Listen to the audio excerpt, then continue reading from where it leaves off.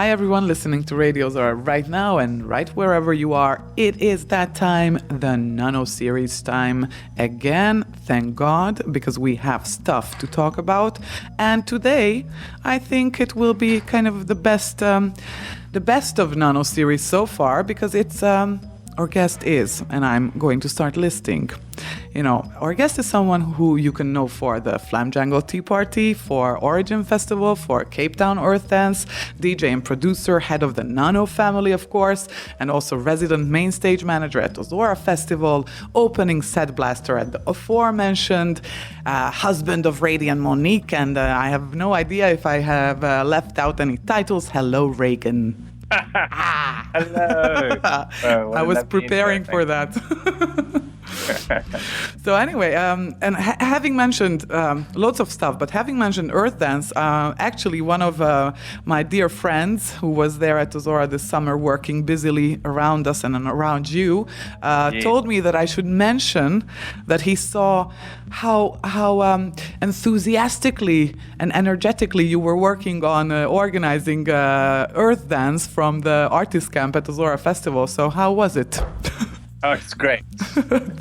We've done it for 16 years now, and Earthdance Cape Town has been the hub event for Earthdance for the last 4 or 5 years, which is a great honor. And yeah, we've worked very hard at it. It's been a dedication for the last 16 years. Monique and myself have been doing that together. It's kind of where we got together as well. On the first one that I was kind of putting together, and she was my mate, and we were helping out. And is that the first baby then? That's the first that baby was our then, first yeah? baby was Earthdance, yeah. and yeah, so we've been smashing it ever since, you know. And this year was great. We had super fun event, amazing vibes. Yeah, the vibe was just electric. It was really good. I was super happy with that, and I'm super excited for next year. You know, next year is the 20th anniversary of Earthdance International worldwide. Okay. So yeah, we definitely already starting to think about that. And yeah, always planning, always busy, as is my life. You know, as was mentioned, yes, I remember that clearly, finishing my shift from the main stage at Ozora. Which I love doing, and then having time off instead of partying. I was kind of hiding in the artist camp, sending emails and Skype messages and all that kind of stuff, and booking artists. And this is like never stops. This is like a psychedelic adulthood or something like that. Oh yeah, totally glamorous life of non-stop and being parties and promoting parties and all that. And let's just jump right into it, because there's this very important thing coming up, which is at the beginning of December 7th, I think you are expecting to release your newest compilation, Origin 5.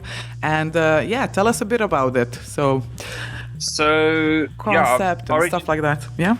Yeah, well, Origin 5 is a comp I've been working on for a while, and compilation for Nano Records. It's in celebration of the Origin Festival, which we do every year in Cape Town. We've been doing that for about 12, 13 years now. Can't remember, get my maths right, but around that amount of time. And we've done, obviously 5 of these comps before over various times. We even had, when the Glades Festival was happening in the UK, we had an Origin stage there in the UK. So there's a long history with Origin. People know the name all over the world. And I was working on the comp and thought, the next Origin's on its way. So let's get this out as an Origin compilation as well. They've always been successful and people really enjoyed them. So like I say, I worked on this one for a while, getting a lot of our artists, almost all the Nano artists are featured on it. There's still a couple who aren't, for various reasons, but we got packed in as many of them as we could. I haven't even added up, and if I started adding up the collaborations and the remixes and that and all the different people involved, I don't know, it's 19 tracks in total, but it's probably closer to I don't know, 30 people involved, or in one way or another. Well, it's a big family. Come on. Yeah, it's a big family. It's a big family, you know. I don't know. Should I be listing the tracks? You could list some of the tracks that you might especially highlight. But also we will. Where to start? I think. Yeah, I'll tell you where I'll start.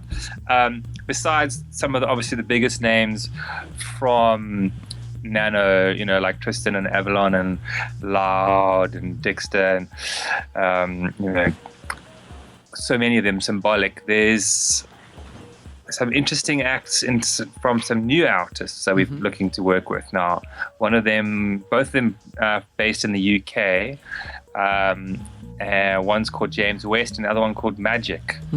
And I really believe in these guys. I think this is producers to keep an eye on, and we're going to be working closely with them and helping them develop their careers and get their music out. We've got 2 tracks. There's a track from each of them on this compilation, and we've got EPs from both of them almost ready to go, and those will get released in January and February. So lots more to come from those 2 guys as well. They're really rocking at the moment, so exciting stuff.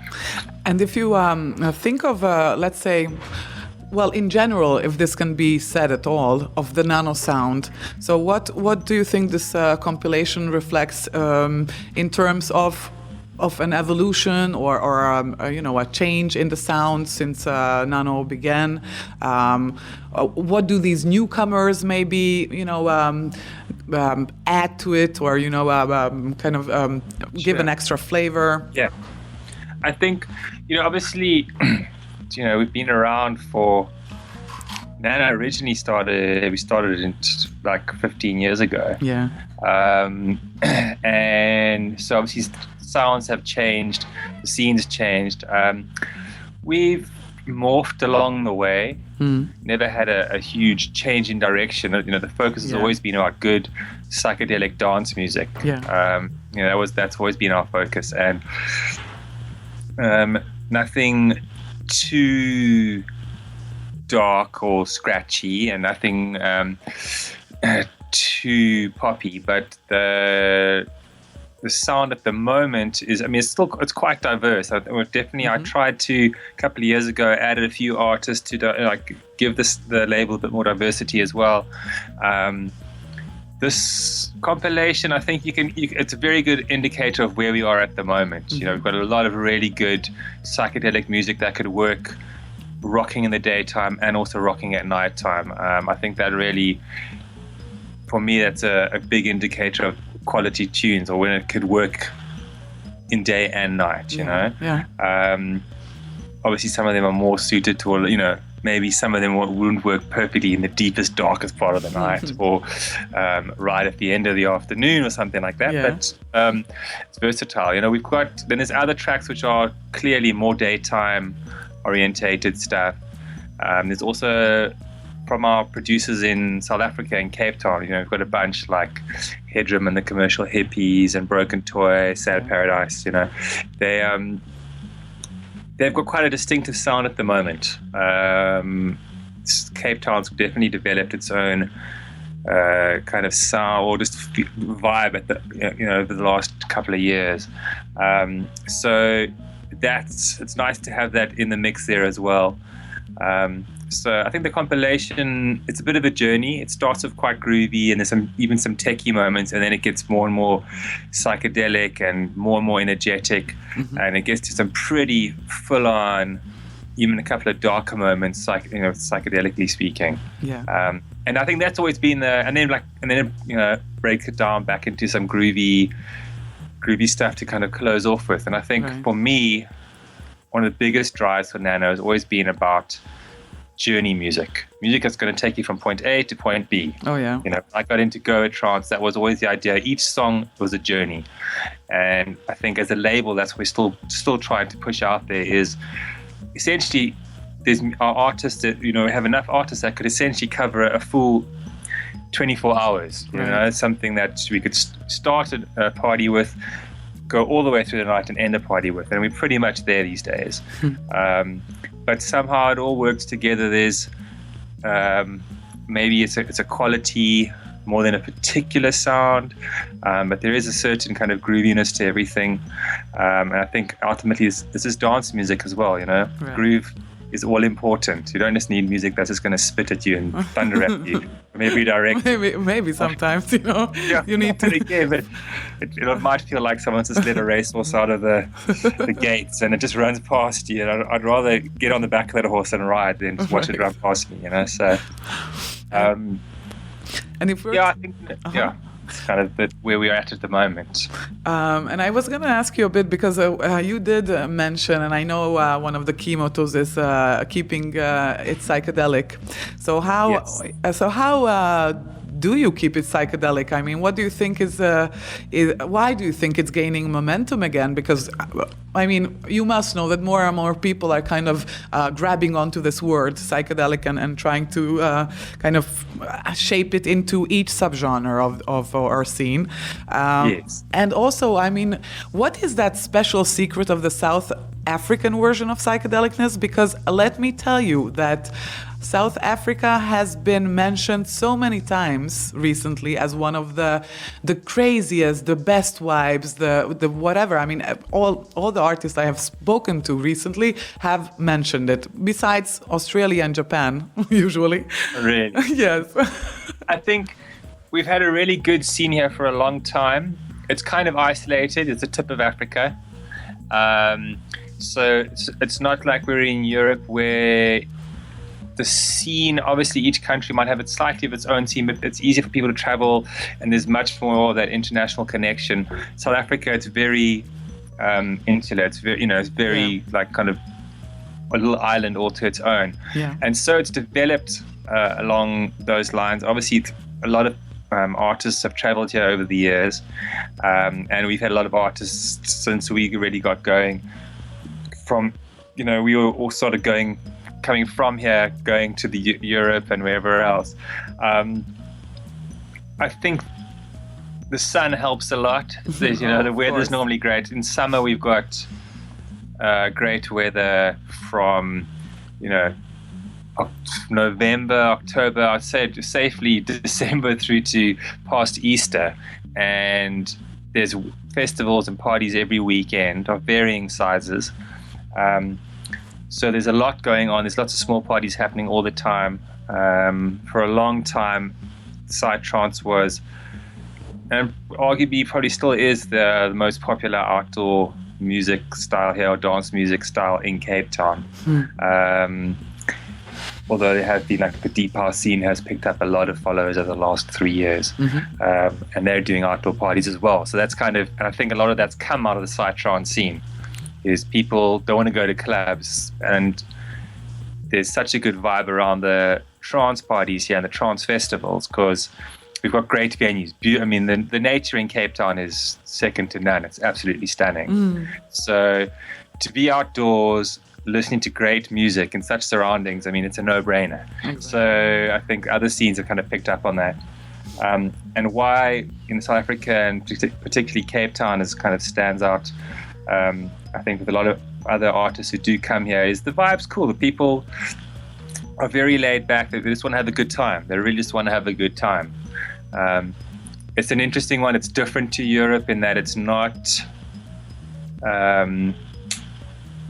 it's maybe not as psychedelic as Europe. It's certainly in terms of headspace. People are, they're looking for a party and they love the music, and there's no doubt about that. Yeah. Europe, whereas you're going to find people are more, wearing board shorts and t-shirts and that kind of thing. When you go to Europe, people are going to be dressed more what you're used to seeing at Goa-style festivals in Europe, Yeah. People here are more like, it's more kind of, maybe it's more beach culture than anything else. It's kind of crossed over. But the vibe's good and the people are dedicated. There's some really big blogs here. A lot of like the biggest eventing blogs in Cape Town. They all mention trance parties all the time. It's not like it's an underground thing. Yeah, surprising for us. Yeah, very much so. Exactly. And and I guess it doesn't really, have a negative effect, because here in Europe, I think many of us think that, or have this feeling that if PsyTrance becomes more and more mainstream, it will lose that whatever that secret underground energy that it has. But you are living proof that it doesn't really work that way. Yeah, look, I think ultimately, PsyTrance is never, and that discussion has been around for years and years. I mean, I remember parties down here, people would be choosing sides, going, I'm not going to that party because it's commercial and that one's more underground. It's like, guys, this music's never going to be commercial. Exactly. If you want to, put a term to it. Yeah. It might seem like it's popular and a lot of people are into it, and because everyone is into it. Yeah. It's an underground, worldwide, it's still an underground scene. Yes, we have, amazing festivals like Azora where there's thousands and thousands of people, and you're looking and go, wow, this is how big this is. Yes, it is big, but there's a lot of much bigger things around the world when you're looking at other music genres. Oh, yes, for sure. So we're still, a beautiful underground scene. And at times we're lucky enough to come together in large groups, And I think that's what I really like about, there's still that concept of like tribes. People have that, those there's a kind of tribal concept to PsyTrance, and I think that's important to latch onto. Which other scenes don't have. If you're a PsyTrancer, you go around the world, you go meet someone else from a PsyTrance scene, you've got something in common. I don't think there are many other music styles that have that. Heavy metal, I think, would have something. It would be something like that. It's a lifestyle choice. Exactly. A lot of the other dance music, it's bubblegum, No, I actually did have a feeling several times that broadly speaking, we are kind of like the Stone Age people, who had summer gathering places and winter gathering places, and yes. I like that. I like that a lot. I mean, I like that a lot. And anyway, if we time traveled a bit into the past, which years or which moments would you revisit because they were, I don't know, monumental in shaping you, in making you who you are today, and the sounds and the values you stand for? In my whole life, my trance life. Okay, good one. Well, I think there's so many. I think when I was I first fell in love with music properly when I was about 4 or 5 years old. I was at a restaurant and there was a 3-piece jazz band playing Girl from Ipanema. That was the first piece of music that I ever latched onto and saw musicians playing, and I thought, I've got to do that. I love that. So that's a very clear moment. And then when I was a teenager, I got into, just fell in love with music even more and started to play in bands and all that kind of thing. I'm not sure. I think there's probably a crowning moment there, was being at school, watching a guy at school who's a few years older than me play guitar, and I was like, I've got to do that, and follow in his footsteps. Then going to festivals and parties, just as I was leaving school, dance music hit South Africa in a big way, just at the perfect moment as apartheid was over, the country was celebrating, we were having our first elections, and I was finishing school. It was a great time to be that age. And milestones. I feel honored and blessed to have experienced it and lived through that time. So to come out of that, celebrating South Africa's freedom, and then freedom from apartheid, and then finding psychedelic experience and events all at the same time was super magical. And there's some amazing events down here in Cape Town. It was pre-Go Trance. It was it's more some German techno and some psychedelic, some trancey stuff, but it wasn't PsyTrance or Goa yet. And I think some of the earlier stuff that came down here, we got some music. I was DJing by that point. I had friends and family sending me music from overseas because it's hard to get here. And I think my aunt had gone into a record store and asked for some music, and I'd kind of given her a guideline, and these records arrived, these vinyl, and it's like, wow, Go Trance, what is this? And I was like, this is exactly what I've been looking for all along. As a teenager, I was listening to Jimi Hendrix. He's still my favorite. There's pictures of him around me right now as I speak to you. And so to hear that kind of psychedelic music from the 60s, and then obviously now hearing this techno music that was so psychedelic and go trance, that was a huge change and a shift for me. And I think then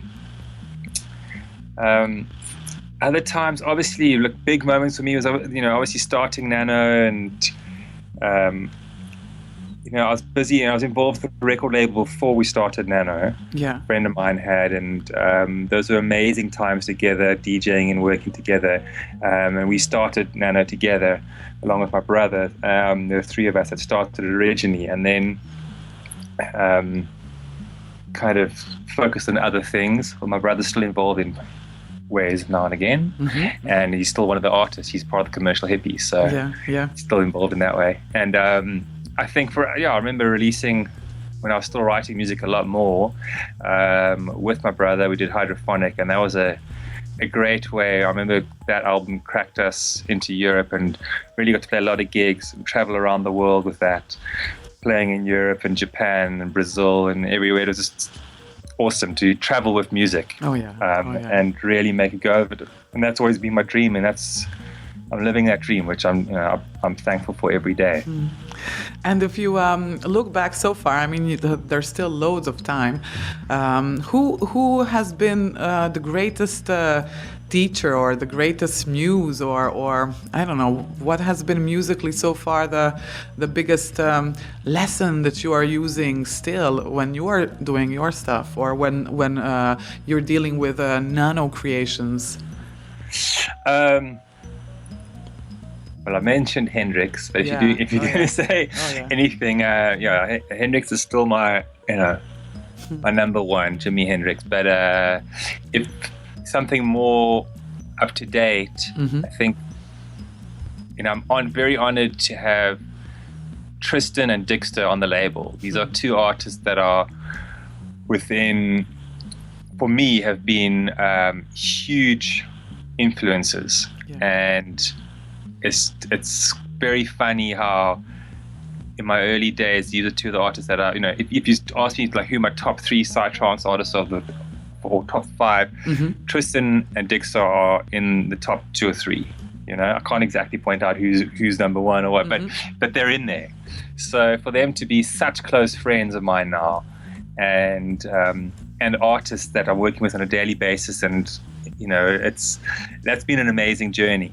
And they're both such talented, humble people, funny people, good people. I think that's been a huge influence, showing me how they've been around a little bit longer than I have as well with the scene. Yeah. And how to not let anything go to their head, and they've been super supportive, since the minute we kind of connected, even before there was Nano.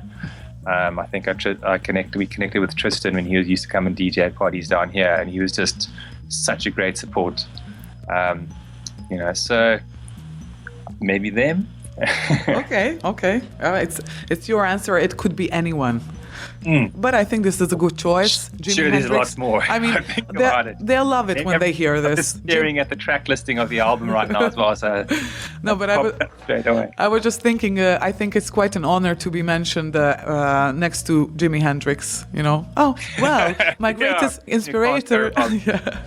Anyway, I mean, I think from all the books that I read about him as well, and from his music, I get the same feeling. Yeah.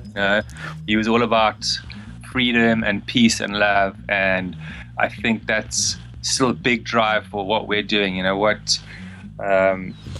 try to, as much as possible, guide the artists, but artists will be artists and do what they want to do. But that ultimately our goal as a label should be putting out a positive, life-affirming message. As much about getting the message out there, about people opening their mind, expanding their conscious, so true.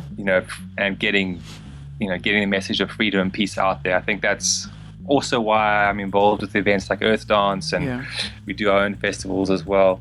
They're a big part. Entertainment's cool, but I think enlightenment and education are probably cooler, so let's like help each other here. Yeah, and I guess the level of dedication that some of us have is probably due to the fact that it's not only entertainment but also some form of community, I don't know, strengthening a community that has some values that we can believe in. So I think this is one of, well, at least I'm really, really, really concentrated on this part as well. I think we would be lost without it, many of us. The community aspect of the PsyTrance scene is just so magical. I mean, it's for me, there's PsyTrance pockets in so many places around the world, and it's easy for me to just call up someone who I've never met before, who's involved in the PsyTrance scene in some way, and make a connection. And I've done this before many times, and it's, you're instantly kind of family. Oh, and it's amazing. What other scene can you do that in? It's ridiculous. Exactly. It's amazing. And it's also something to belong to. No, and sometimes I thought of that there's this, well, let's say legend that people used to talk one language, and then at the Tower of Babel, that they. Yes. I actually feel that this is kind of a language that that we might have talked sometime in the ancient, I think legendary past. Ultimately, especially basing it around music. Exactly. Music is the one thing. You can have artists. If musicians sit down, you can have an artist, two musicians who cannot speak at all, even let alone the same language, and they could start playing music and communicating through that. Music is that one eternal language that cuts through everything. So I think when we're all on the dance floor, that's what I love about it, is we're on the dance floor, everyone's connecting to the music, to the same music in the same or very similar ways, having a shared experience. It's super powerful, it's special stuff. And getting down to goals, because I know that one of your goals was avoiding wearing ties. I did read up on that, and so I was wondering, were there any other goals that you set in childhood or in your early days that you absolutely. have been achieving? I've achieved them all thus far, so I'm setting more. That sounds arrogant. No. It sounds very hopeful for others. As a teenager, I definitely set myself a lot of goals, and I'm pretty goal-driven. I always have been, and more for experience, never really for monetary reasons.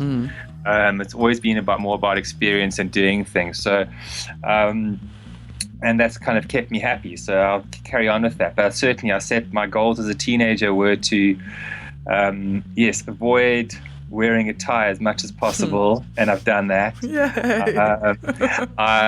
It was to have a record label, it was to produce and write music, it was to have a recording studio, it was to set up a charity, and I've achieved all those things. So I'm quite enjoying the moment of having all those things kind of working, and now I want to kind of hone in on a few things, strengthen some of those, and carry on. That's always been my life mission, and I'm on it, so I'm pretty happy about it all. And how about, you're crazy busy. We have mentioned all the stuff that you are connected to or organize.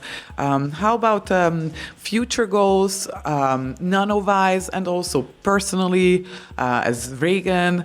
Are there new projects in the pipeline? Yes, there's basically, we're going to, as a family, I have a lovely wife and daughter. My wife runs the booking agency that we have for Nano bookings, which handles a lot of Nano artists, and if some other non-Nano artists as well would handle the bookings for Flying Rhino, for instance, and other friends.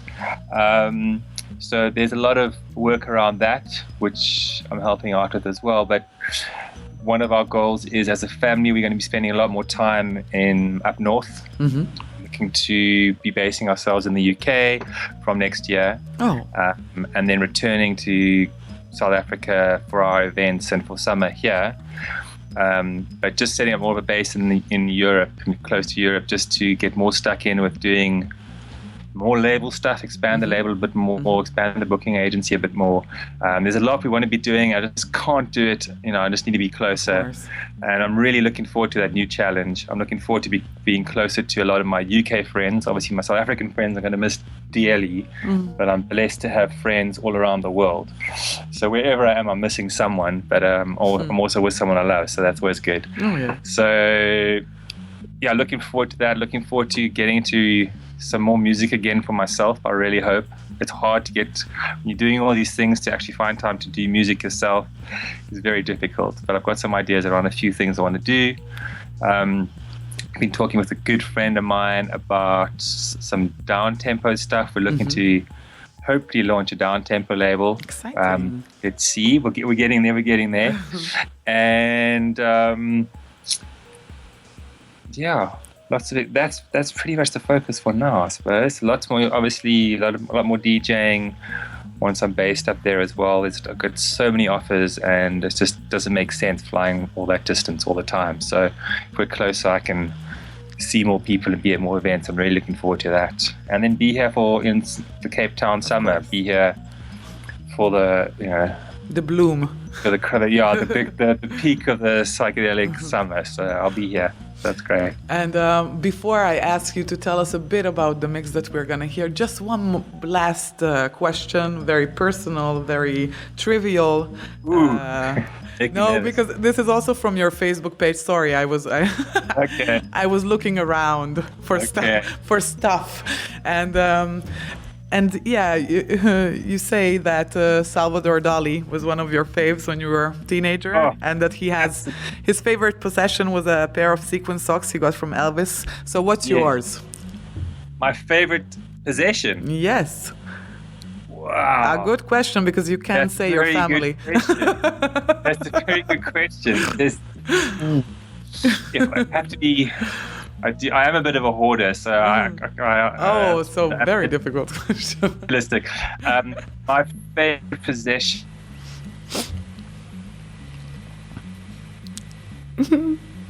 be my Fender Telecaster guitar, which selects, which is a beautiful instrument and just sings and purrs and is a pleasure to play. And I play guitar every day still. I love it. I've been doing that since I was a teenager. And so that's one. I'm looking at it right now. It's a beauty. And the other thing would be my blender, because I have smoothies every morning, which I look forward to all day and night. They're my absolute favorite. And life without my blender would be very sad. I think now we have a perfectly rounded picture of you with all the titles, tagging along. So thanks for that.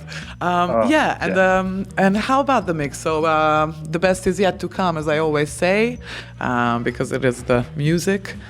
Yes, it was really fun to do the mix for the comp. I mean, obviously there's 19 tracks, so there's a lot of tracks to go through. I think the order is slightly different to what we've put on the CDs because the double CD which could get released as well, and it's slightly different to the digital release. Just one or two that are in a different order, but for the most part it's the same as the digital release. Super fun to do. I wasn't quite sure if I should be mixing it like a serious banging DJ set or giving it more space so each track has a bit more space and there's less kind of put together. But in the end, I kind of just got sucked into the music. So I don't know. I think every moment's different, Yeah. But I think it makes for a nice journey, starting off kind of deep and then and groovy, and then building, getting more and more psychedelic, more and more.